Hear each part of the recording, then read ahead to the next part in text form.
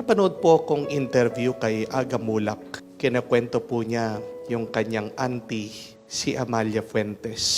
Nung malapit na siyang mamatay, binisita daw po ni Aga Mulak itong kanyang auntie sa hospital. At pagkatapos po niyang pinuntahan, pagkalabas po niya sa kwarto, may na-realize at naisip si Aga Mulak. Naawa siya sa auntie niya, si Amalia Fuentes. Kasi ibang-iba daw po yung itsura niya. Nakita niya on her deathbed, her face has changed. Hindi na yung beauty queen, yung actress, dahil sa sakit. At naawa din siya, na-realize niya, sabi, ito yung Amalia Fuentes na napakayaman, milyonaryo, pero tignan mo naman, doon sa bingit ng kamatayan, wala daw po siyang kasama. She was all alone. Dahil namatay na yung asawa niya, pati din po yung kanyang anak, si Lisel, namatay na rin. At natitira na lang ay itong mga pamangkin niya, itong si Aga at saka yung kanyang kapatid. At sabi niya, tignan mo nga naman no, pagkatapos ng lahat na nag-ipon ka ng napakaraming pera, hindi mo naman madadala yan sa iyong kamatayan. That's true. Yung mga inipon po natin, di natin madadala sa kung saan tayo pupunta pagkatapos ng buhay na ito. Though some would argue, kaya nag-iipon kami kasi gusto namin meron kaming iwan para sa aming mga anak. That's also true. But look at that situation, the experience of Amalia. Nauna pang namatay yung anak niya kesa sa kanya. Kanino mapupunta lahat ng mga milyon-milyon na pera niya? Para saan? Kaya nga po, napakaganda din ng sinabi ni Aga Mulak na kailangan tayo'y palaging maging masaya araw-araw. Maging kontento sa kung ano yung binigay ng Diyos sa atin. Sabi niya, kung may pera ka, pambili ng merienda, soft drinks, tinapay, ayos yun. Pasalamatan mo sa Diyos yun. Kung meron kang pera para pamasahe mo, may trabaho ka, pasalamat ka, ayos yun. Pero yung pinakamahalagang bagay dito sa mundo, ay pagmamahal ng pamilya. Di po ba? Try to imagine yourself on your deathbed. Ano kaya yung itsura ng mga final moments na titirang oras mo dito sa mundo? Ano yung pipiliin mo? Yung sobrang dami ng pera mo, yaman-yaman mo kahit na sikat ka. Pero dahil sikat ka, nakaangat ka sa buhay, di ba isolated ka? Mag-isa ka, di naman pwedeng pumasok yung mga bisita. O kahit na mahirap ka, tignan niyo po yung karanasan ng napakaraming mga kapatid natin na naghihirap sa buhay. Kahit na sila'y naghihikahos, kahit po sila ay mga namamatay, what is that picture in their deathbed? Ano po yung larawan ng kanilang pag-aagaw buhay? Kahit na may sakit, nahihirapan, nandyan yung mga pamilya nila, di po ba? Nahawakan yung kamay nila, sinasamahan sila, hindi sila iiwan hanggang sila po ay namayapa na. What a beautiful experience of death if we have our loved ones by our side. At hindi po ba yan din ang pinapaalala ng Diyos sa atin? Dito sa kanyang kwento ng tao na nagpakayaman, nag-ipon, ang dami-dami po niyang ani.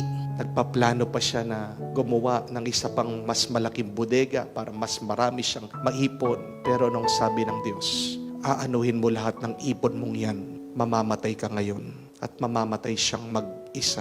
Tinuturuan ng ating Panginoon itong isang kapatid na humihingi ng tulong sa kanya. Natulungan siyang makipag-ayos, ayusin, mamagitan dito sa away nilang magkapatid dahil hindi daw siya binigyan ng mana. Pinapaalala ng ating Panginoon na may higit pa sa pera, sa mga bagay na ating inipon, tinago dito sa buhay. As the Lord said, that though one may be rich, one's life does not consist of possession. And we read in the letter to Timothy, sinasabi that there is no hope in wealth. No? There is no hope in wealth. Kahit na meron kang pera, walang pag-asa dyan.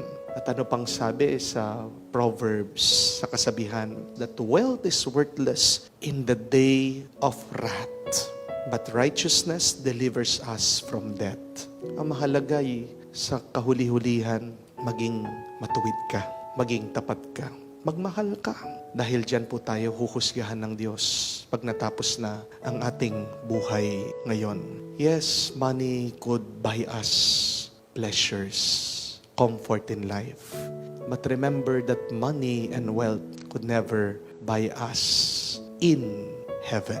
Hindi natin mabibili ang langit. Hindi din natin mabibili, makakamtan ang buhay na walang hanggan sa pamamagitan ng ari-arian, sa pamamagitan ng ating mga iniipon dito sa mundo. Be content, yes, but learn to strike a balance on making your life beautiful and good. Try to improve your life, yes, at the same time, by not being too much in love, being greedy for wealth and possession. Napakahalaga na alagaan natin ang ating pagsasama, pagkakaisa, pag-uugnayan sa ating mga pamilya. And why is that? Dahil pagkatapos ng buhay na ito, magkikita-kita pa tayo sa susunod na buhay. Kung ginalit mo yung kapatid, paano pa kayo magkikita sa susunod na buhay, sa buhay na walang hanggan, sa langit? Ano ang magiging relasyon nyo, ugnayan nyo sa langit kung dito pa lang sa mundo ay meron na kayong sakit ng loob sa bawat isa? It is important, yes, to take care of the things that God has given us, these blessings. It is also important to grow in wealth, but do not forget to also grow in love. Do not forget to grow in spirit. Do not forget to grow in holiness. Amen? Napakaganda po ng isang kwento. I don't know if you have heard about it. The story of these two siblings, magkapatid, na magsasaka. Ito pong kuya ay hindi nakapag-asawa. Habang si bunso, nakapag-asawa, merong pamilya. At sila pong dalawa ay nagtatrabaho sa bukid. Pero pag sila ay umaani, iniisip nila yung bawat isa pa rin. Sabi po nitong kuya, wala naman akong pamilya.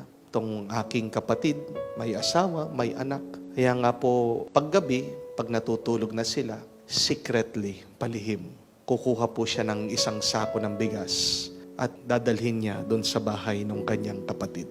Ibibigay niya. Ito naman pong bunso, naisip niya, kawawa naman si kuya, walang pamilya, mag-isa lang siya. Ayaw po ni bunso na magutom yung kanyang kuya. Yan ang ginagawa. Pag madilim na, pag gabi na, palihim din. Secretly, kukuha po siya ng isang sako ng bigas, ililipat niya, dadalhin niya dun sa bahay ng kanyang kapatid, si kuya. And they were doing this for months. Di man po nila napansin na hindi nababawasan yung kanilang bigas. Pero ito po yung nangyari. One time, while secretly bringing the rice to each other's house, alam niyo po nangyari? Nagkita daw sila sa kadiliman. Yung dalawang magkapatid, nagbubuhat ng bigas at nabigla, nagtanungan, saan mo dadalhin yan? At doon po, pinagtapat ng bawat isa, na palihim, nagbibigayan pala sila. Hindi nila alam, nagtutulungan sila. At alam niyo po kung paano natapos yung kwento. Napakaganda. Doon daw sa lugar kung saan sila nagkita, nagpatayo sila ng simbahan. They established, they built, they erected a church. What a beautiful ending. Why? Because what is a church? It is a meeting of people who want to love not only God, but it is a meeting place of people who want to express, to share, and to show their love for one another. Mga kapatid, pag minamahal po natin ang ating mga pamilya, ang ating mga kapatid, ang ating mga kamag-anak, hindi lang po buhay ang Diyos, buhay ang simbahan. Napakaganda, hindi po ba? Pag sa pamilya, kayo magkakamag-anak ay nagmamahalan. And how do you show your love for your family, for your siblings, for your relatives? By giving, by giving. Magbigay ka nun sa kaya mo. Magbigay ka kung kailangan nila. Magtulungan kayo. In the end, what is the most important thing?